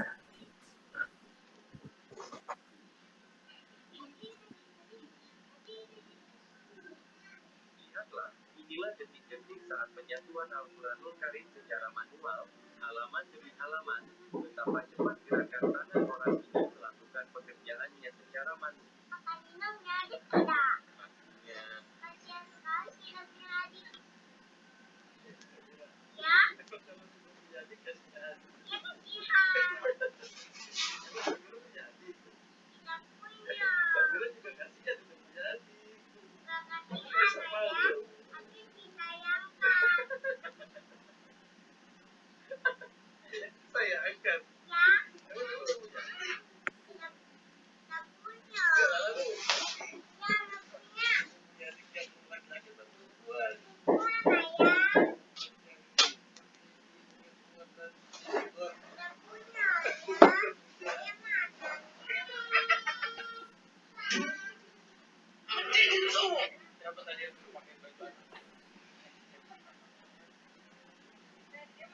Saya akan jangan dong cek-cekin gitu.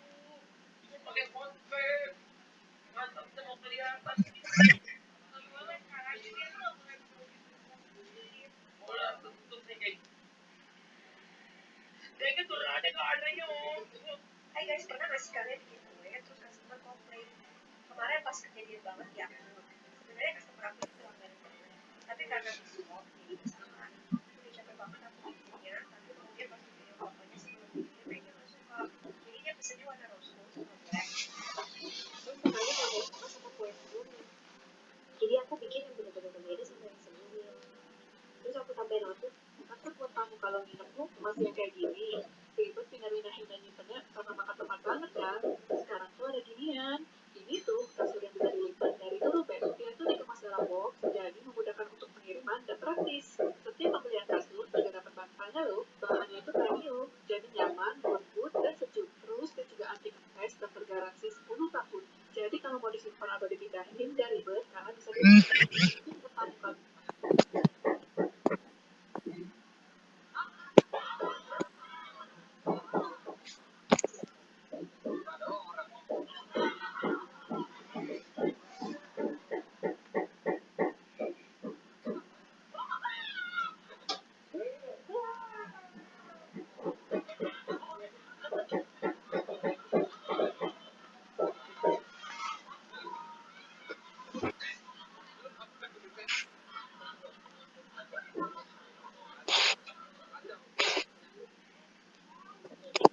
Lagi digoreng. Rasa keju campur gula gula. Cabai ini enak banget. Nih kalau asam merah kayak gini nah. Nggak tahu berapa.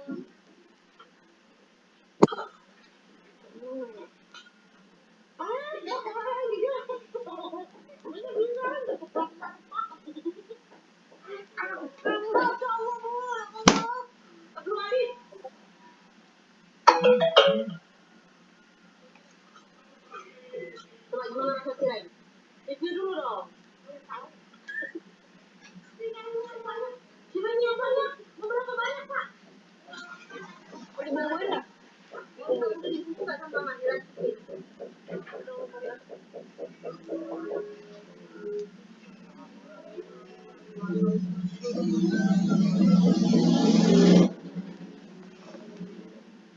Belajar dari bahan kue. Lalu gimana tuh? By the way, kalian udah pernah dengar istilah Godzilla belum sih? Kalau Godzilla mah pasti udah tau lah ya. Nah, Godzilla ini tuh istilah buat para calon pengantin. Oke, tapi memang waktu kita aja yang terbatas ya. Thank you Mas Enrico udah jawab tadi. Tadi saya udah kasih use case juga ke teman-teman ya. Jadi bisa dibaca untuk ininya gitu. Nah, Sorry teman-teman ya, kalau waktu terbatas mungkin teman-teman bisa coba. Kayak tadi saya udah cobain ya. Jadi ketika pakai sama dengan 2 ada string, ya ini akan berubah ya, dan jadi berhasil. Padahal tipe datanya berbeda ya. Ini string, ini ya. Jadi dia tetap ngitung sama. Kalau dia cuma pakai 2, ketika dia pakai 3, dia lebih sensitif gitulah untuk ininya. Oke, lanjut lagi. Nah, secara kondisinya mungkin teman-teman bisa lihat seperti ini ya. Kayak tadi saya jelasin juga sama aja. Jadi ya ketika dia nggak nilainya nggak true ini, maka dia nggak akan diaksesin, tapi diakses yang di bawahnya gitu. Kayaknya ada bocor suaranya, sorry ya. Saya akan matiin dulu beberapa teman. Ya oke.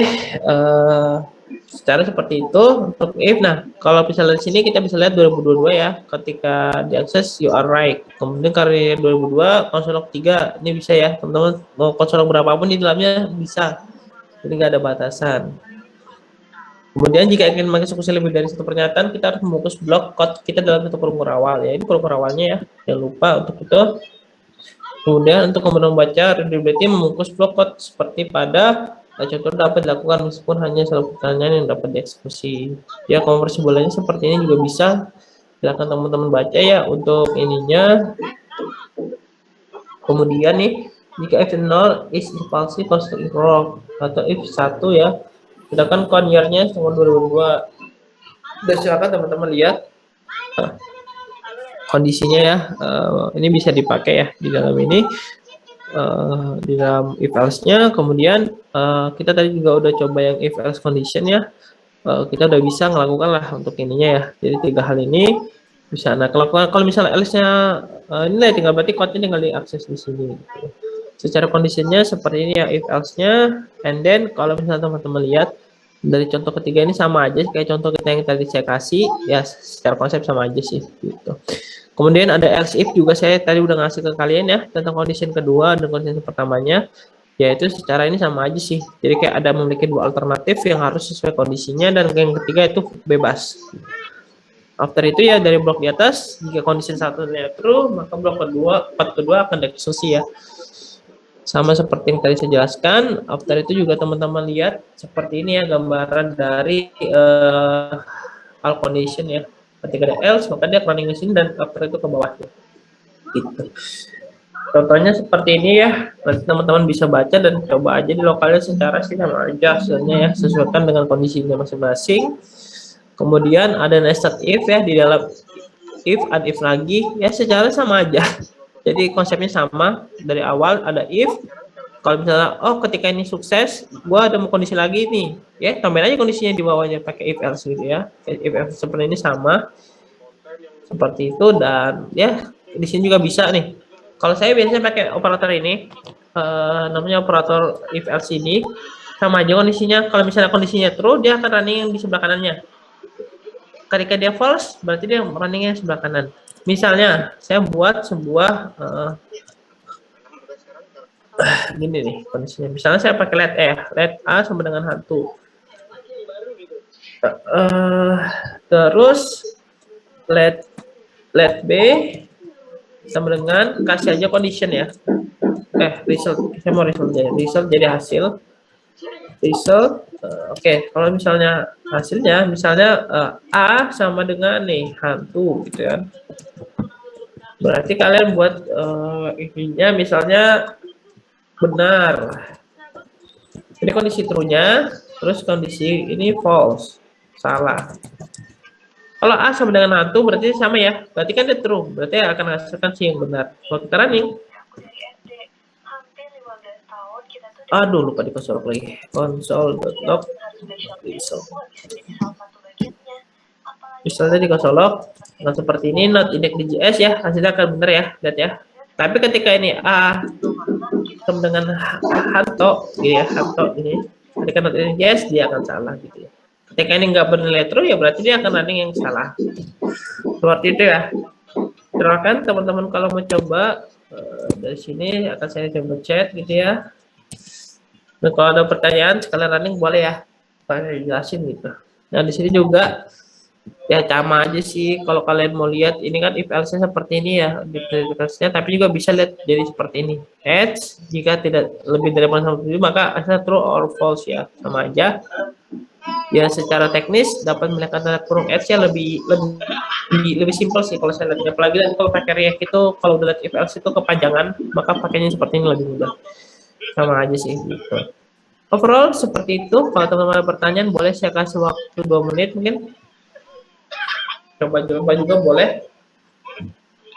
Else if sama else if sama else itu bagaimana? Oke, kayak tadi saya jelaskan di sini. Ini sebenarnya kita pakai yang ini nih. Ini pakai else if nih guys. Kalau kalian lihat ya. Ini ada else if. Jadi if else if itu sama kayak if. Jadi harus ada kondisi yang ditambahin di depannya. Kayak misalnya di sini if a sama dengan 1, maka dia harus jadi harus kalau turun dia akan menghasilkan di bawahnya. Sama dengan else if. Jadi ada kondisinya yang harus tercapai baru dia bisa konsolusi gagal. Namun kalau dua-duanya ini gagal, enggak ini, maka else yang ngasih kondisi. Karena else ini nggak ada kondisi yang diperlukan. Jadi ketiga-tiganya ini berbeda hasilnya, maka dia akan hasilkan si else-nya ini gitu sih. Sampai sini paham nggak Pak Kocar? Asri lah mungkin ya. Seperti itu aja sih. Dia ada kondisi. Kalau if itu pas pakai kondisi, nggak boleh nggak pakai. Kalau nggak pakai berarti pakai else aja.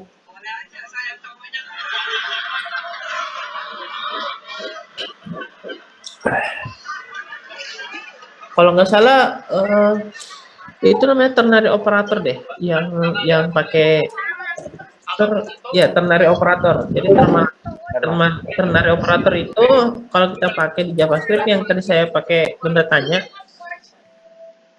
dia akan pakai tanda tanya dan ya ada ini kayak gini nih, sama aja bentuknya. Jadi ada kondisi ketika ini oke, maka dia akan running yang true, dan ketika dia ini salah maka dia akan running yang ini. Ini namanya ternary operator ya teman-teman ya, yang kita baru sempat pelajari. Cara if else lebih mudah lah. Oke, saya akan lanjut lagi ya teman-teman ya. Mungkin ini kalau belajar switch, teman-teman switch itu sama aja sama yang ada di ini. Ini cuma beda cara penulisan dan beda maksud gitu. Terakhir ini materi kita, jadi kita akan masuk ke switch element. Nah sebenarnya switch itu digunakan dalam pengambilan keputusan dari kondisi yang ada gitu ya. Jadi ada kondisi kita bisa ambil keputusannya gitu. Kemudian switch mengevaluasi ekspresi dan mengeksekusi body yang sesuai dengan hasil ekspresinya nih teman-teman. Kalau dilihat switch itu merupakan alternatif jika kita memiliki banyak percabangan atau if condition. Kalau if conditionnya banyak, nah kalian bisa pakai switch saja untuk cara mudahnya gitu ya. Nah hal ini memberikan cara yang lebih deskriptif untuk membandingkan nilai dengan beberapa varian yang ada. Switch memiliki satu atau blok case yang dapat dinilai opsional yang disebut default. Nah, kondisi defaultnya jelaskan ketika kondisi case tidak terpenuhi. Jadi sama aja kayak else kan. Else itu ketika if nggak ada yang terpenuhi, maka dia running si else-nya gitu. Nah sama kayak ini. Jadi switch itu kalau ada nilai default yang dia running ketika case-case-nya nggak terpenuhi. Nah caranya gimana? Jadi sebentar ini ya bentuknya ya. Ini kalau kalian case-nya 1 doang juga nggak apa-apa. Tapi ini cuma bentuk ininya aja, nggak perlu 3 ya. Jadi case-nya 1 nggak apa-apa, terus pakai default gitu. Nah default ini saya bilang dia kayak else. Jadi ketika kondisinya nggak terpenuhi maka si default yang akan di running. Nah kemudian switch ini ada kondisi di atas ini yang nanti kita bisa tulis. Kayak misalnya kondisinya A sama dengan 2 nanti ya. Nah itu bisa dicek di value-nya. Misalnya case A sama 2 maka dia akan running ini.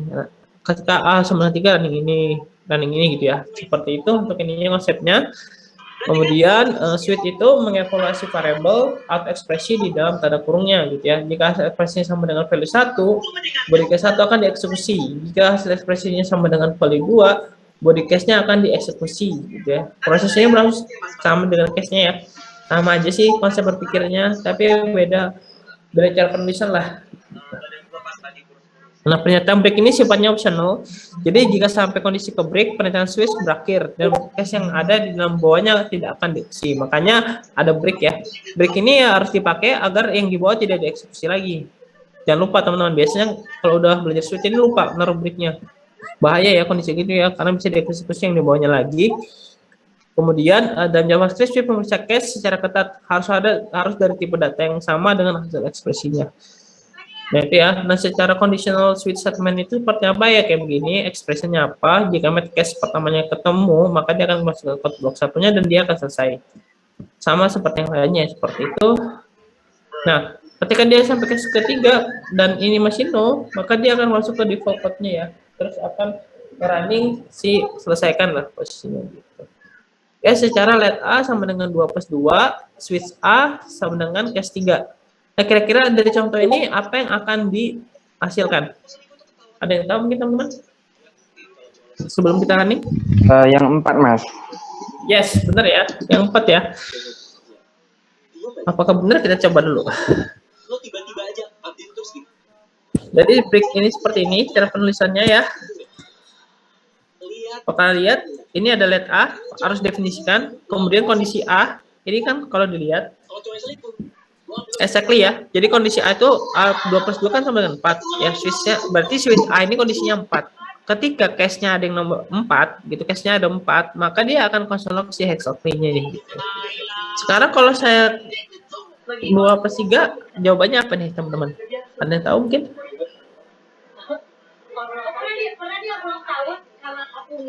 Boleh jawab di chat? Good, too big ya, benar ya teman-teman ya. Berarti kita langsung too big. Oke, nah sekarang pertanyaannya, jika saya bernilai, jawabannya apa nih teman-teman? Kayaknya tuh bener sih Mas. Kayaknya sih. Benar. Mana yang benar? Nggak ada jawaban benar, bro. Itu kan string ya. Jadi kalau string ini kalau to small, exactly, to big. Nah, that's right. Ya, apakah to big? Kita lihat dulu. Benar ya, default ya. Padahal kalau dari sini ini ada 4. Tapi kenapa dia bisa dibilang case 4-nya nggak kehitung, nggak kebaca gitu ya? Ya karena ini tipe datanya berbeda ya. Jadi switch itu udah ngedeteksi dari awal teman-teman. Tadi kalau lihat di sini, nih, jadi proses ini, oh mana tadi ya? Tadi dia ngebaca deh kayaknya. Dia ngebaca secara tipe datanya juga akan dicek sama dia. Baik.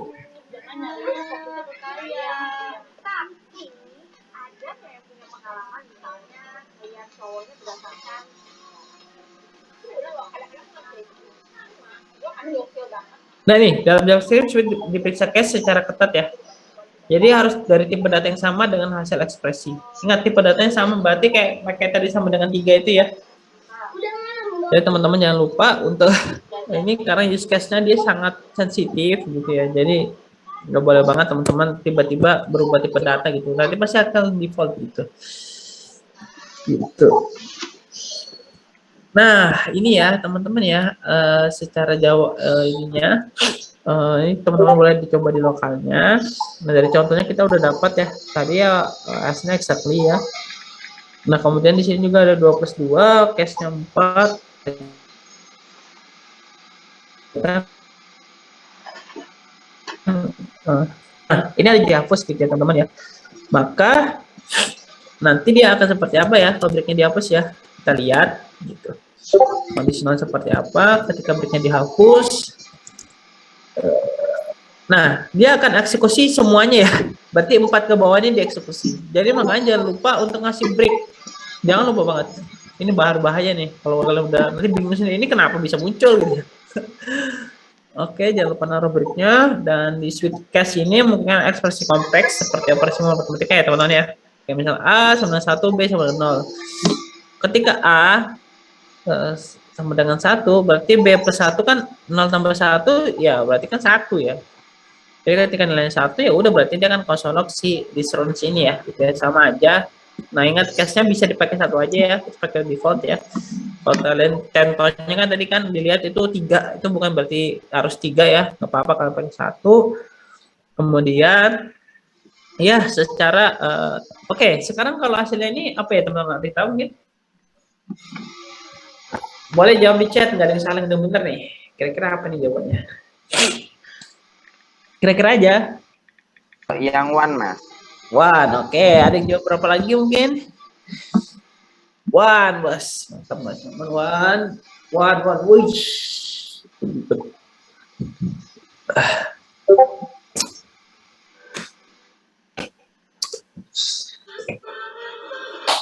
Wih, mantap ya teman-teman, udah pada hebat nih. Good. Oke, kalau kita hasilkan maka hasilnya adalah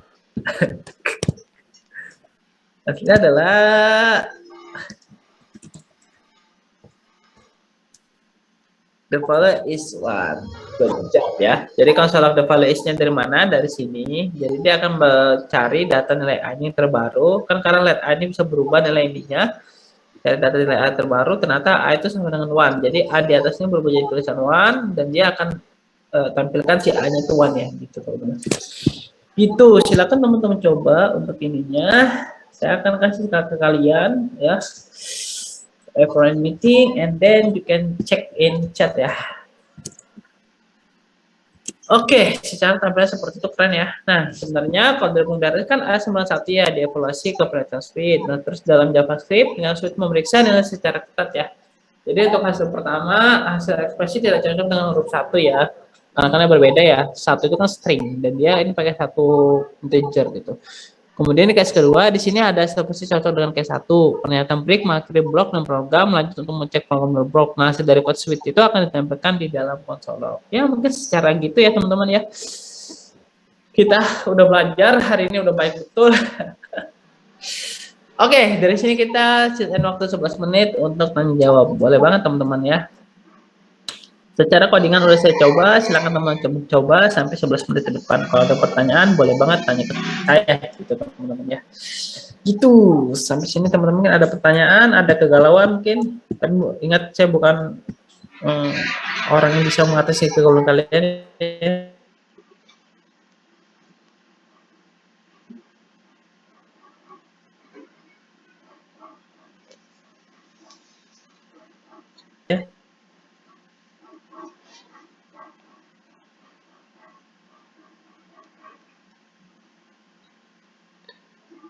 Kalau yang mau nanya tentang absen, boleh aja ya, nanti biar teman-teman bantu. Ada yang udah absen mungkin, ada yang belum absen. Jangan lupa untuk absen.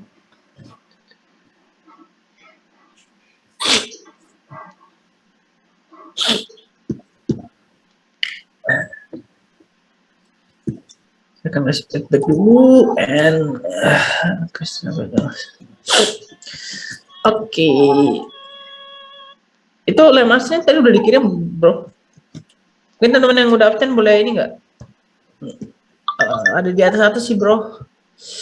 Itu untuk feedback sudah saya kirim ya, teman-teman ya. Jadi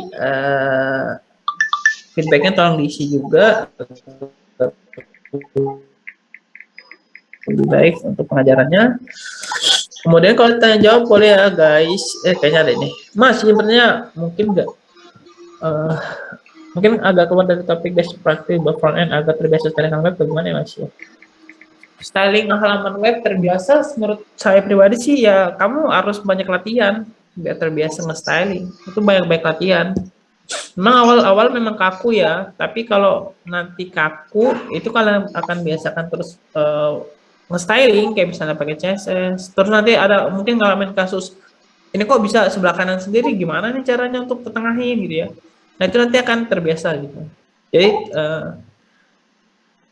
nah slicing juga bisa kalau mau slicing. Jadi ada sebuah desain yang dimana kalian tinggal buat aja, untuk apa dari slicing itu kalian buat apa halaman webnya gitu. Dari Figma masukin ke web. Terus nanti kalian tinggal ikutin aja gitu. Gitu sih bro, kalau saya sih pribadi pasti kalau mau hebat ya, kalau nggak ada juga kok, kalau nggak salah CSS front end trick deh, itu dia ada ngasih tahu tentang trik-trik dari front end gitu. Nah CSS trick ini loh, kalau mau baca-baca aja dulu sih sementara guys, kalau misalnya nggak tahu mau ngapain gitu ya. Nah ini ada tuh. kalau mau belajar CSS biar stylingnya lebih biasa.